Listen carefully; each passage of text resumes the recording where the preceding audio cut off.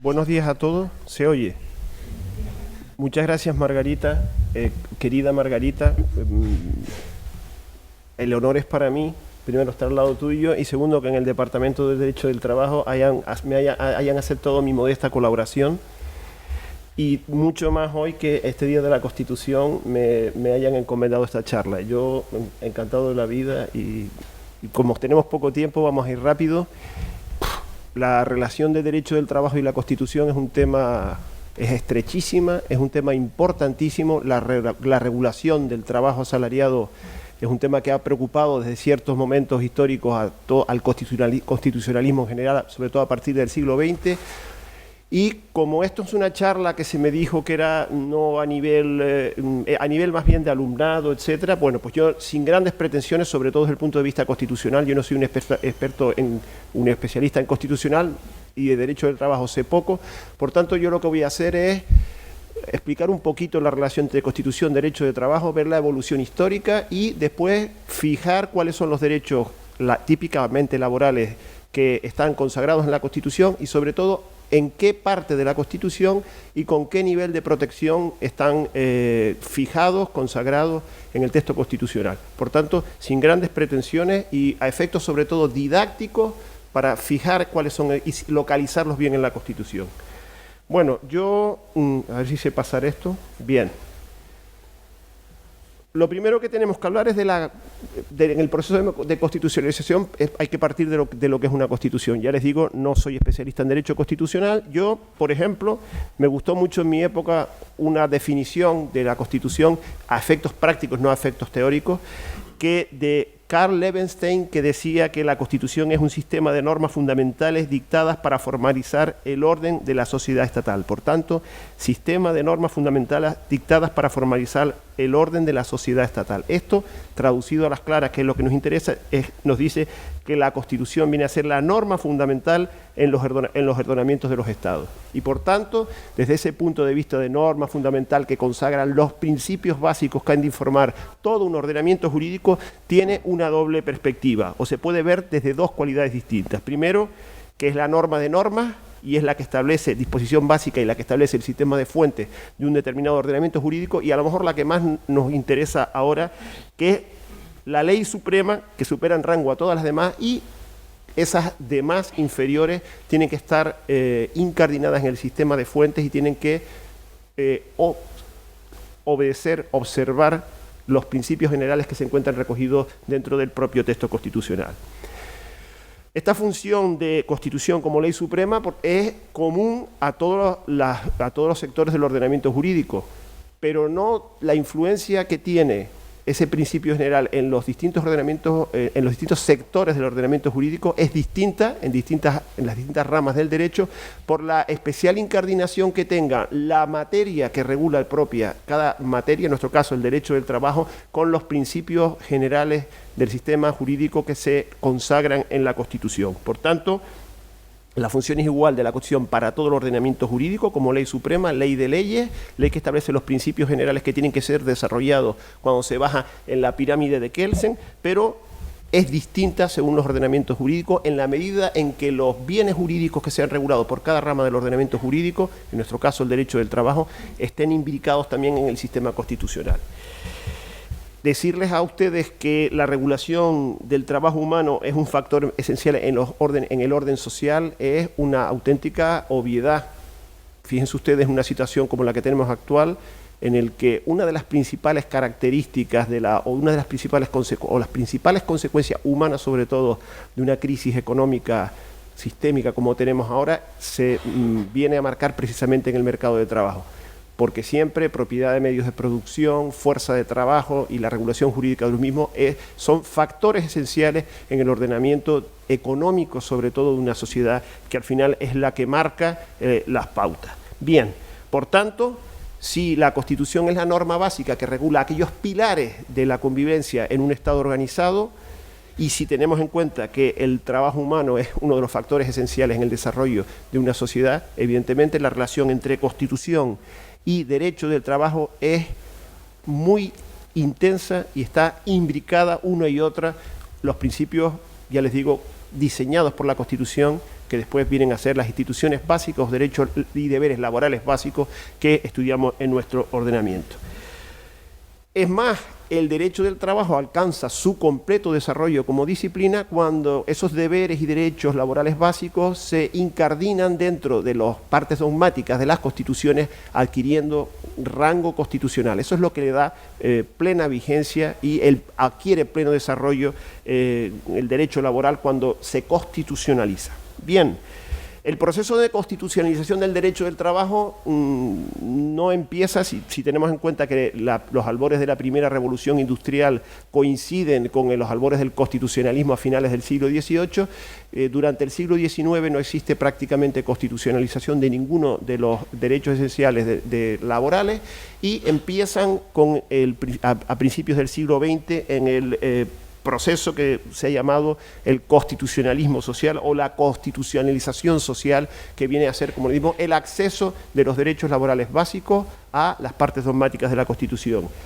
Y la primera constitución que recoge derechos laborales básicos es la Constitución mexicana de 1917, la Carta de Querétaro famoso,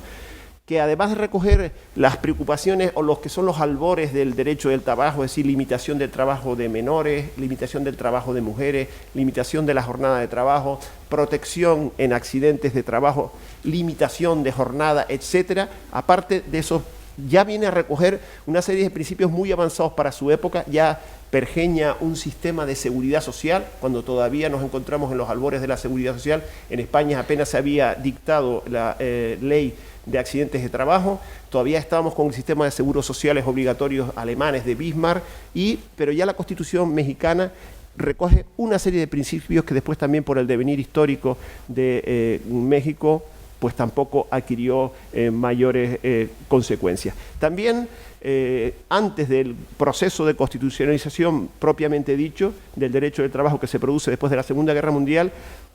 antes de la Segunda Guerra Mundial también la Constitución alemana de Weimar recoge con carácter general, se reconoce el valor social del trabajo y se asegura la protección y la vida digna de aquellos que viven de prestarlo, ¿no? Son consideraciones generales que no vienen a descender a lo mejor o con lo mismo que hace la Carta de Querétaro, pero consagra ya la importancia social del trabajo. Y es después de la Segunda Guerra Mundial cuando las constituciones democráticas que van apareciendo, que van consagrando ya un sistema democrático de relaciones laborales, van constitucionalizando esos derechos. La Constitución francesa del 46 primero, inmediatamente la Constitución italiana del 47 y después, una vez desaparece la ocupación de la antigua Alemania, cuando se promulga en el año 49 la Constitución de la República Federal Alemana, aparecen ya recogidos derechos, ya constitucionalizados derechos laborales, tales como la libertad de trabajo, la libertad sindical, la huelga, el derecho a la seguridad social, a descansos, a vacaciones, a la remuneración suficiente, a la protección de la migración, etcétera. Ya se constitucionalizan derechos propiamente laborales y de contenido propiamente laboral. Bueno,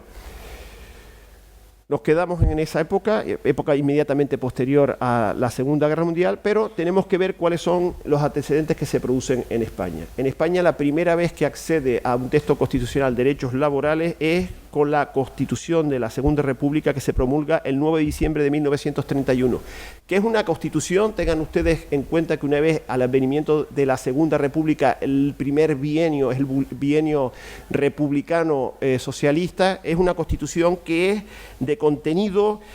liberal, pero con un marcado acento social y que también carga las tintas sobre un intervencionismo total, pero viene a ser una Constitución que sigue siendo liberal y ya les digo solo con aspectos sociales que se introduce y con la influencia también o con un marcado intervencionismo social. Y lo primero que llama la atención de la Constitución republicana es el artículo 1 que dice que España se constituye en una república democrática de trabajadores de toda clase, ¿vale? Y ahí concepto trabajadores de toda clase, intelectuales, manuales, recoge ya un sesgo o un signo, un camino que va a seguir la propia Constitución. Y después a lo largo del articulado, siguiendo el devenir de la Constitución de Weimar, lo que viene a ser también es un reconocimiento general al considerar al trabajo como una obligación social que ha de ser protegida por la República, asegurando a todo trabajador una existencia digna. Esas son las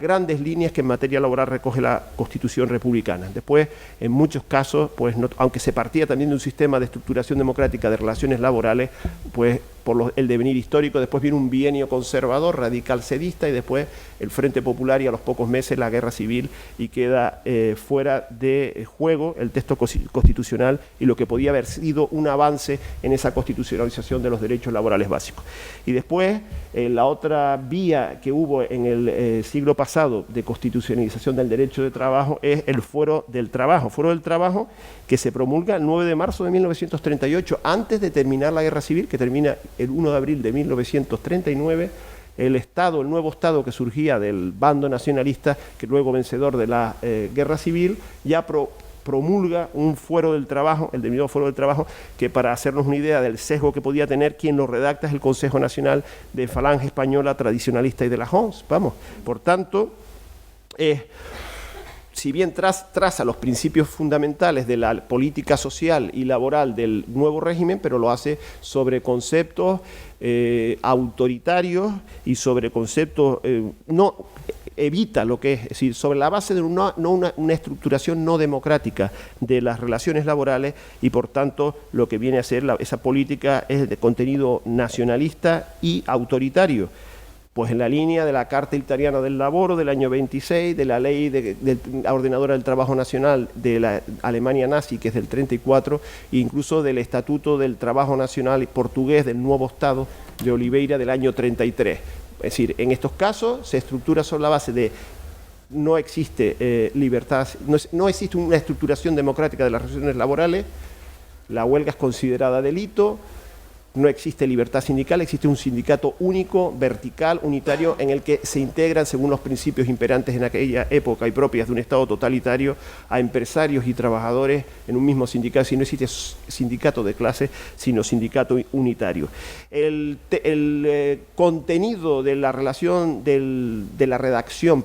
del Fuero del Trabajo, en su primera edición era declamatorio, programático, el trabajo como timbre de honor, deberes para con la patria, consideración de la huelga como delito de lesa patria. Bueno, es un contenido que se fue quedando obsoleto, que no servía para estructurar las relaciones laborales, y como a partir del año 59, 60 cambia la estructura, cambia la correlación de fuerzas en los gobiernos del anterior régimen, pasa de lo que sería el núcleo más cercano a Falange a tecnócratas posteriores, y además cambia la estructura económica. A partir del 59 se abandona la autarquía y se inicia una etapa de desarrollo económico. Esa ley, ese Foro del Trabajo ya no servía para esa estructuración, y en el año 67 se produce una nueva redacción del Foro del Trabajo que sobre todo incide en el funcionamiento de la organización sindical, pasa a ser la Confederación Nacional de Sindicatos, cambia, pero sin abandonar, como les digo, el sesgo de ausencia de estructuración democrática de las relaciones laborales en el ordenamiento español. Bueno, y de ahí llegamos, todos lo sabemos, el 20 de noviembre del año 75 fallece el general Franco, que encarnaba ese régimen, y se inicia en España una nueva etapa democrática de transición, no de ruptura, entre el régimen anterior y un régimen de libertades, y también una etapa de transición entre un régimen autoritario y no permisivo de relaciones laborales hacia un régimen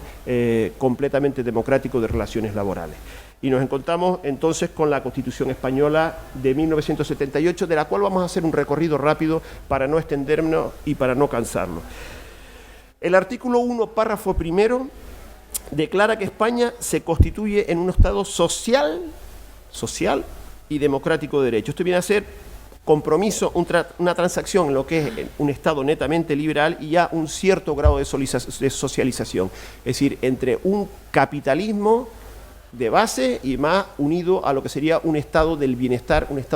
social que lo limita, y además se erige sobre la base del pluralismo político y se constituye como manifestación de ese pluralismo político no solo a los partidos políticos, sino también a los sindicatos de trabajadores y a las organizaciones empresariales, a los cuales los pergeña como base del ordenamiento jurídico y además como contrapeso en su caso del poder del Estado. Por lo tanto, se constitucionaliza en este caso, a efectos que a nosotros nos interesa, un auténtico régimen democrático de relaciones laborales, en las que se otorga a los agentes sociales su representación a través de sus cauces ordinarios de representación en el ámbito laboral. Pues básicamente los sindicatos de trabajadores, que estuvieron anteriormente prohibidos, vuelven a ser sindicatos de base, de clase, perdón, pueden haber sindicatos de clase, más las organizaciones empresariales que vienen a representar los intereses del empresario, de la parte económica y no de la parte social. Pues bueno, expresión de esos principios que se recogen en el artículo 1, 6, 7, viene a ser que la Constitución, en el fondo, lo que dispensa es un tratamiento de primera importancia al tema del trabajo asalariado a lo largo de todo su articulado. La importancia que se le da a las instituciones básicas y deberes básicos del derecho del trabajo es esencial. Es esencial, pero como no tienen el mismo rango de protección, en esencia tenemos que ver que la Constitución dispensa 3 niveles distintos de protección a los derechos típicamente laborales, que nosotros simplemente vamos a enumerar y vamos a ver en qué consiste esa protección indicativa de la importancia que se le da a cada uno de ellos. Y lo primero que tenemos es una primera clase de derechos laborales, que son los derechos laborales con garantía máxima, que son los recogidos en el título primero, capítulo segundo, sección primera de la Constitución, bajo el título de los derechos fundamentales y libertades públicas. En materia de derechos y libertades, son merecedores en el ámbito laboral 2 derechos esencialmente. El derecho de libertad sindical, entendido como libertad de los trabajadores para fundar sindicatos y afiliarse a los de su elección, y negativo también a no afiliarse a ningún sindicato sin que nadie pueda ser obligado a afiliarse, y además el derecho de los sindicatos a formar confederaciones y asociaciones sindicales internacionales y a afiliarse a las mismas. Eso queda recogido en el artículo 28.1 de la Constitución. Y en el propio artículo 28, pero en el párrafo segundo, se encuentra recogido el otro gran derecho fundamental laboral, que es el derecho de huelga. Huelga que, curiosamente, como ustedes ven, pasa de ser un delito primero de lesa patria, después delito ordinaria, a ser un derecho constitucionalmente consagrado en el núcleo duro de la protección que la Constitución otorga dentro de los derechos fundamentales y libertades públicas. Por tanto, vemos que en ese nivel de protección ya se incardina la huelga, que viene de vuelta de lo que era anteriormente un delito. Fíjense que está al mismo nivel de protección que otros derechos fundamentales, tan típicamente a más de rango liberal, como el derecho a la libertad ideológica, el derecho de igualdad, la libertad ideológica del 14, la libertad ideológica del 16, el derecho a la intimidad 18 y la tutela judicial efectiva. Derechos que también tenemos que tener en cuenta desde el punto de vista laboral, porque el trabajador en la prestación de sus servicios sigue siendo titular de esos derechos y libertades públicas, solo se encuentran modulados en lo imprescindible en la medida que son necesarias para el desarrollo de la prestación laboral. Por tanto, estos principios, estos derechos fundamentales que no son típicamente laborales, a lo largo del devenir de la relación laboral, sí pueden ser afectados y pueden ser alegados típicamente laboral. Casos típicos, en la tutela judicial efectiva, pues nos encontramos con el despido como represalia por haber interpuesto acciones judiciales o previas al inicio del procedimiento en fase judicial. Principio que afectado también, que se ve muchísimo en el ámbito laboral, o el respeto a la intimidad del trabajador, secreto de las comunicaciones, utilización de los medios informáticos puestos por la empresa a disposición del trabajador para que ejerza sus funciones. Bueno, pues todos esos derechos, a pesar de no ser típicamente laborales, sí tienen una trascendencia laboral en la medida en que el trabajador sigue siendo titular del mismo cuando se encuentra en plena fase de cumplimiento de su prestación laboral. Este máximo rango en la protección, la Constitución lo viene a otorgar por 3 vías distintas. Primero, porque establece un procedimiento jurisdiccional preferente y sumario para solicitar su tutela ante los órganos ordinarios, el artículo 53.2 de la Constitución, que se traduce también en una modalidad especial o procedimiento especial que se recoge en la Ley Reguladora de la Jurisdicción Social para la tutela de la libertad sindical y demás derechos fundamentales y libertades públicas en el cumplimiento de la relación laboral. Por tanto, en esos casos, como les digo, procedimiento judicial preferente y sumario. En segundo lugar, una vez agotada la vía jurisdiccional, se puede interponer recurso de amparo ante el Tribunal Constitucional, teniendo legitimación para ello cualquier persona física o jurídica que acredite tener un interés legítimo, pero también el defensor del pueblo y el Ministerio Fiscal como garante de la legalidad y del interés público tutelado por la ley. Y por último, existe una reserva de ley orgánica, de forma que estos derechos solo pueden ser regulados a través de ley orgánica, caso típico, la ley orgánica de libertad sindical. En materia de huelga no existe ley de huelga, todavía estamos con el Real Decreto Ley de Relaciones Laborales del 77, matizado por la sentencia de 8 de abril del 81, pero no existe derecho de huelga. También a nivel internacional, normalmente el derecho de huelga es un derecho que se autorregula por las partes, por los que intervienen en la relación social, en el pleito obrero, por decirlo así, y son pocos, las leyes de huelga cuando existen son para limitarlo, y no son los factores sociales, especialmente los sindicatos, no son proclives a regular la huelga por ley, sino a autoadministrarlas por las partes del mismo. Por tanto, existe ley orgánica de libertad sindical que regula, no existe ley de huelga, y nos tenemos que seguir refiriendo en la parte que no ha sido declarada inconstitucional al Real Decreto Ley de Relaciones Laborales del año 77. Bien, vistos esto, y como no tenemos tiempo, nos pasamos a lo que son derechos laborales con garantía media, que son los recogidos en el título primero, capítulo segundo, sección segunda. Aquí ya no son derechos fundamentales y libertades públicas, sino son derechos y deberes de los ciudadanos, que se encuentran en un segundo escalón. En ese segundo escalón nos encontramos ya derechos de menos efectividad práctica, ya veremos también que eso se traducirá en su régimen jurídico, pero nos encontramos con el deber de trabajar de todos los españoles, que se encuentra recogido, como ven ahí, en el artículo 35, después con el derecho al trabajo, que se recoge en el mismo artículo y que se subdivide a su vez en la libre elección de profesión y oficio, a la promoción en el trabajo y a una remuneración suficiente para satisfacer las necesidades del trabajador individual y de su familia, sin que en ningún caso pueda existir discriminación por razón de sexo, que está recogido en el artículo 35, con las matizaciones que vamos a hacer ahora. También nos encontramos el derecho a la negociación colectiva laboral entre los representantes de los trabajadores y empresarios, que se refuerza además con el reconocimiento en el mismo precepto de la fuerza vinculante de los convenios colectivos, con las matizaciones también que hemos visto y con las limitaciones que se ha introducido a esa fuerza vinculante con la reforma laboral de la Ley 3/2012, anticipada por el Real Decreto Ley 3/2012. Y por último, el derecho a los trabajadores y empresarios a adoptar medidas de conflicto colectivo. Fíjense que si la medida esencial de conflicto colectivo es la huelga, esa ha sido extrapolada y está en el núcleo duro de protección de la Constitución, los derechos fundamentales y libertades públicas, quedando aquí, aparte de otras formas menores, como parte importante, pues el derecho al cierre. Por tanto, huelga y cierre patronal no están al mismo nivel constitucional de protección porque se encuentran en capítulos distintos. También tiene amplias repercusiones, aunque no sean especialmente laborales, sino a veces con carácter negativo, la libertad de empresa. Libertad de empresa que el artículo 38 consagra en el marco de una economía de mercado y que sí tiene importancia y que se alega muchas veces como contrapartida a limitación a los derechos laborales, y eso es lo que tenemos que tener en cuenta.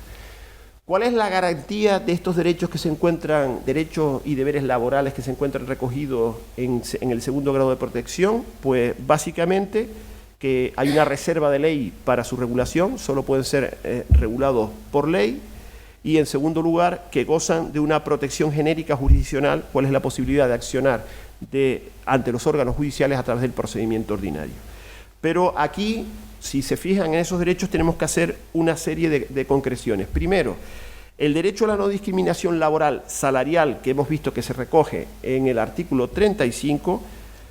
por razón de sexo en este caso, con carácter general pasa a tener la máxima protección porque se ubica en el derecho general a la igualdad del artículo 14 de la Constitución. Por tanto, cambiaría el nivel de protección y pasaría al máximo por esa vía de asimilarlo al artículo 14. Y ocurre lo mismo, pero ya por vía jurisprudencial, con el derecho a la negociación colectiva, porque el Tribunal Constitucional ha señalado en varias sentencias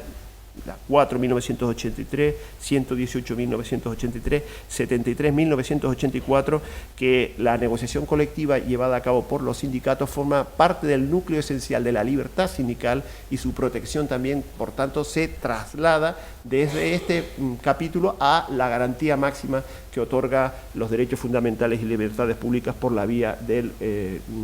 derecho a la libertad sindical. Bien, además de